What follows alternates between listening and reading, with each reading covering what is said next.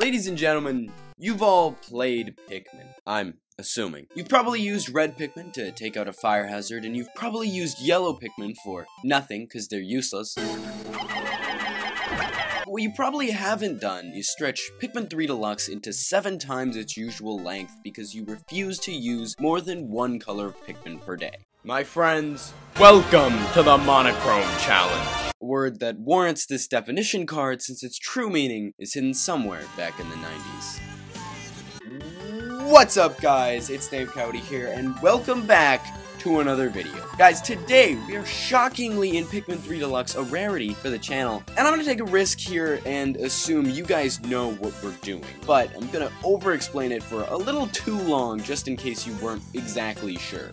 Today, we're beating Pikmin 3 while using one Pikmin type per day. For example, day 1 we'll use reds, day 3 we'll use rocks, day 4 yellow, the list goes on and on. Now, this idea was actually given to me by a couple of members in my comment section / Discord, but I'm fairly certain multiple people suggested this idea, so props to all of you guys for your brilliant ideas, and let's just get started.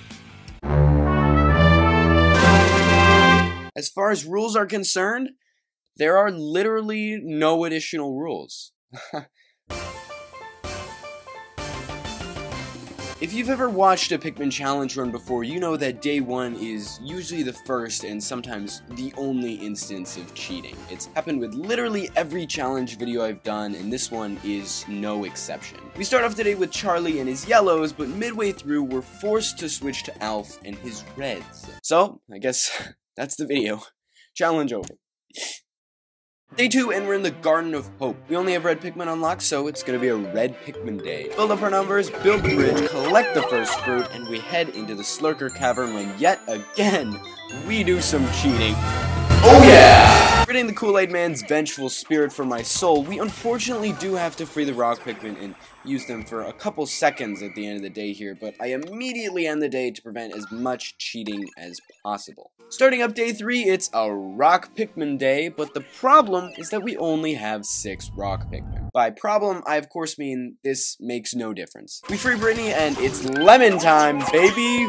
Woo, yeah! God, that was awful. Can I cut that out? Then I spend a good while building up our rock Pikmin numbers with the plethora of enemies we can kill here in the newly unlocked areas, and while we're at it, I grab the second strawberry. We build the bridge to the Modad Bite with 70 rock Pikmin, and it's time to take this bugger on.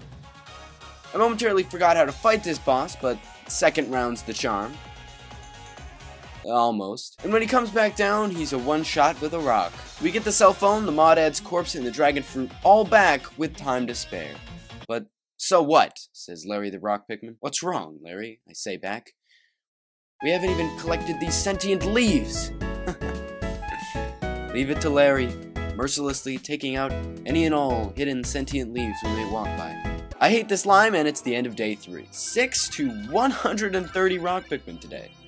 Not bad. Day 4, and we're going to the distant tundra for what I presume is Alf's attempt to remove Brittany from existence. He fails miserably, and as a punishment, we're given yellow Pikmin. In the entirety of Pikmin 3, there's about 8 things the yellow Pikmin are 100% needed for, and we are about to witness one of them.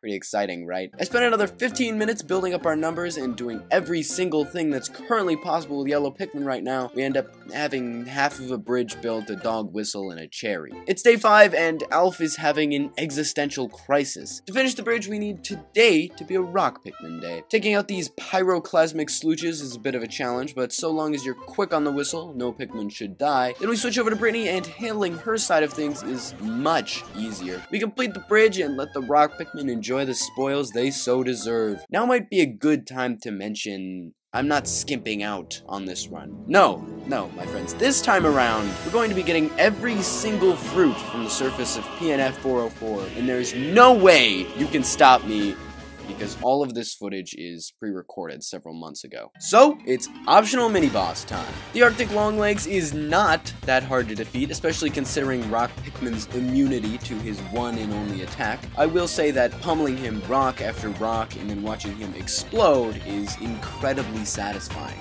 Next, I fake out the game developers by getting this lime in an unintended method, like a boss, and now we progress with the story. Larry the Rock Pikmin is quick to warn us about these skitter leaves and... No! Larry, no! Larry! No! Larry, what have I done? Ladies and gentlemen, I'm sad to announce that Larry is gone.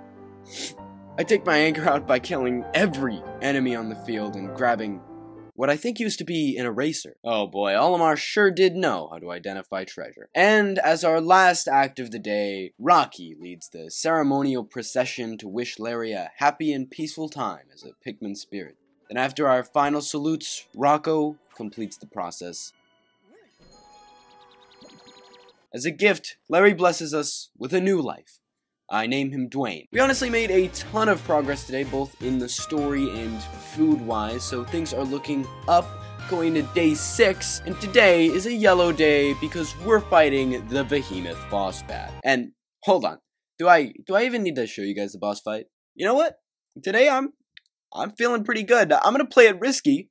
Instead of showing you the boss fight, I'm going to show you a black screen, because the way I see it, seems like most of you would be rather watching a black screen anyway, because 90% of you guys aren't subscribed. So, if you're one of the majority, make sure to hit that button and check out my socials at the name Cody, Instagram, and Discord link in the description. And I know I already plugged at the start of the video, but to be honest, this fight is just really boring. With the boss bat down, we grab his corpse, Charlie, the heroine's tear, and we are not done. I grab Los Grapos, grapes in Spanish, don't check that, and head into the unknown for a squashed orange. Fun fact, my favorite part of these Pikmin videos is you guys correcting me when I butcher the names of the fruit. I'm pretty sure this one's just a squished orange, though. Time for the second set of grapes, some ultra spicy spray, and this thing. And then the trooper contemplates his life goals with time to spare.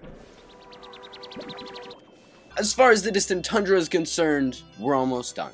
2 fruits left. But that is not what day 7 is about. Day 7 is about red Pikmin and how we only have 40 of them. I spent a while building up our numbers and heading back to the crash site where Alf, unprompted, single-handedly takes 4 lives.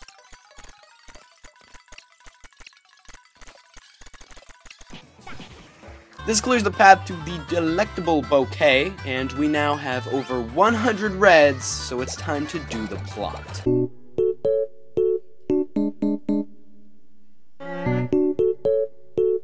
How many times can I make this joke? We build the bridge, get the Dapper Blob, and I hate to spoil Back to the Future 3, but a metal plate under your spacesuit might just come in handy, Charlie. While Alf and Brittany are being useless somewhere, Charlie heads over to the other side. We cleared a good section of the tropical wilds, but as of writing the scripts, I'm not exactly sure what we get, so this. Day 8 is another red Pikmin day, mostly spent wandering around trying to find nectar. Anyway, it's time for the Mirror Slug fight. If you're excited and you know it, clap your hands.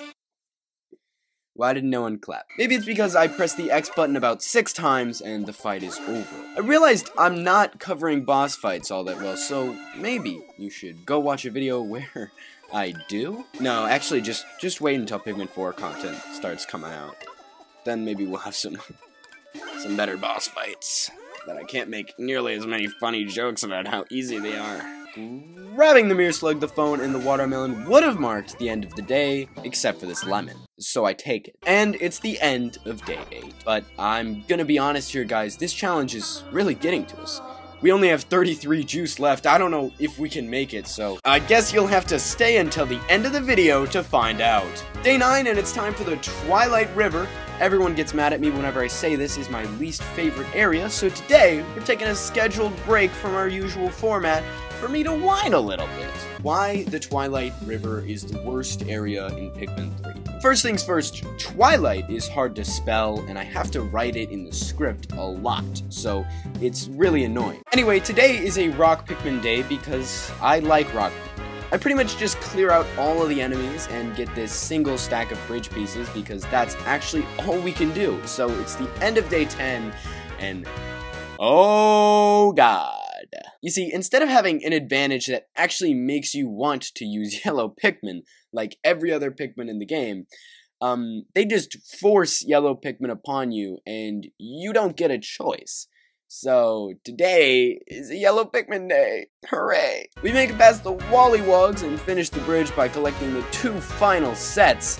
And then, of course, yellow Pikmin are the worst type of Pikmin to use against an Arachnode, so 38 seconds later, and it's time for winged Pikmin. But don't forget about the challenge, we can't pluck that winged Pikmin yet. Day 11, and it's time for winged Pikmin. Now, we've got to do some building up of our numbers here, since we only have a single winged Pikmin for today, but after that, everyone always tries to tell me that this is not Olimar. But guys, I've played the first 2 Pikmin games. I've completed Pikmin 3 before. I think I know Olimar when I see him, okay? And just because he's been through a hydraulic press doesn't mean he's not the same person on the inside. Before we move on to building yet another bridge, I've got a couple things to take care of. We stop by and grab these grapes, the delectable bouquet, and build up our numbers just a little bit more before heading off to the next part of the area. With our rambunctious squad of 41 wings, we build another bridge, and I know what you're thinking, that's a big adjective,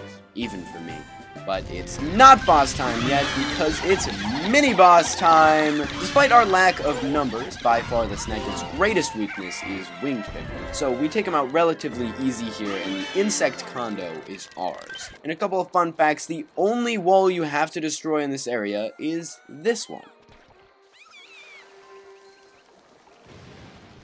I also have just enough bomb rocks remaining to grab the pear. I then obtain one of my proudest achievements of all time. I kill an Arachnode using winged Pikmin without killing a single one. And then I do it again! Yes! Certified gamer! It then takes an actual millennia for us to dig up the Scorch Guard and get it back in the nick of time. So, you know.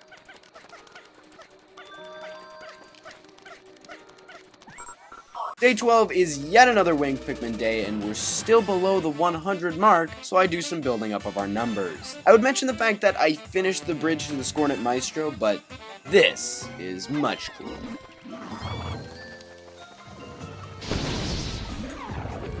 I recover the permacin behind them and use my immense banks of knowledge to grab both halves of the kiwi. Then I do the same thing for the Dapper Blob, and yet again, 3 times in a row, not a single Pikmin lost! 3 raspberries as a reward. We've had a good day.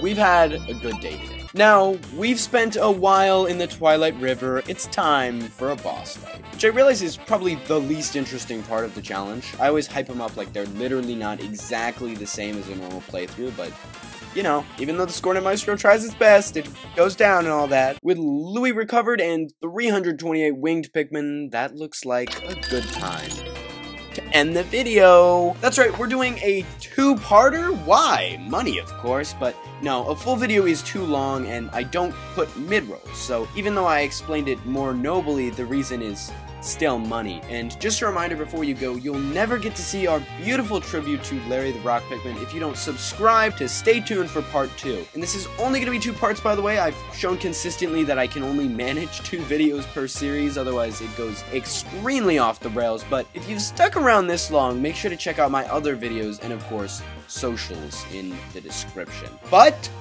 that is all for now, so I thank you all so much for watching, and I can't wait to see you all in the next one.